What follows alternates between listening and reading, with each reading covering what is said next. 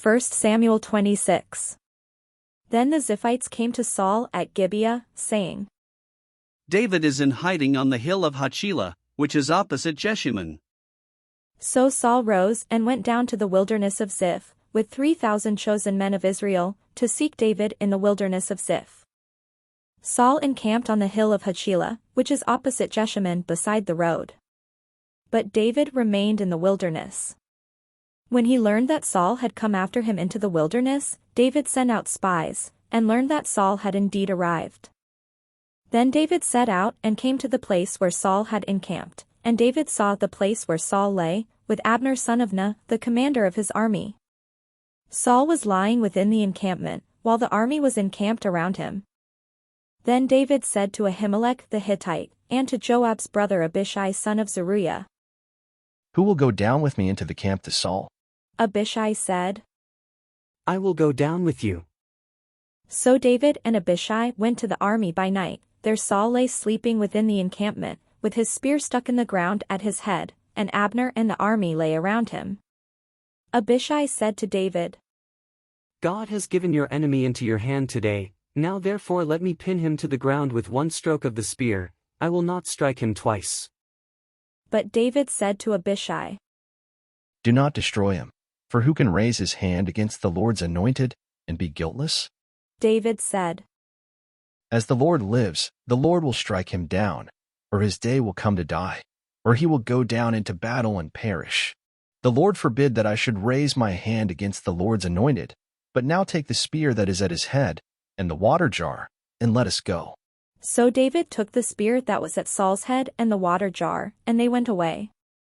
No one saw it, or knew it, nor did anyone awake, for they were all asleep, because a deep sleep from the Lord had fallen upon them. Then David went over to the other side, and stood on top of a hill far away, with a great distance between them. David called to the army and to Abner son of Ner, saying, "Abner, will you not answer?" Then Abner replied, "Who are you that calls to the king?" David said to Abner, "Are you not a man? Who is like you in Israel? Why then have you not kept watch over your lord the king? For one of the people came in to destroy your lord the king. This thing that you have done is not good. As the Lord lives, you deserve to die, because you have not kept watch over your lord, the Lord's anointed. See now, where is the king's spear, or the water jar that was at his head?" Saul recognized David's voice, and said, "Is this your voice, my son David?" David said, "It is my voice, my lord, O king." and he added, "Why does my lord pursue his servant? For what have I done? What guilt is on my hands? Now therefore let my lord the king hear the words of his servant. If it is the Lord who has stirred you up against me, may he accept an offering. But if it is mortals, may they be cursed before the Lord, for they have driven me out today from my share in the heritage of the Lord, saying, 'Go, serve other gods.' Now therefore, do not let my blood fall to the ground, away from the presence of the Lord, for the king of Israel has come out to seek a single flea, like one who hunts a partridge in the mountains." Then Saul said, "I have done wrong, come back, my son David, for I will never harm you again, because my life was precious in your sight today. I have been a fool, and have made a great mistake."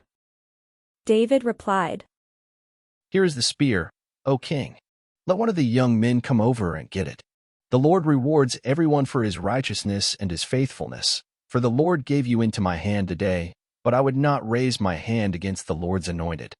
As your life was precious today in my sight, so may my life be precious in the sight of the Lord, and may he rescue me from all tribulation." Then Saul said to David, "Blessed be you, my son David. You will do many things and will succeed in them." So David went his way, and Saul returned to his place.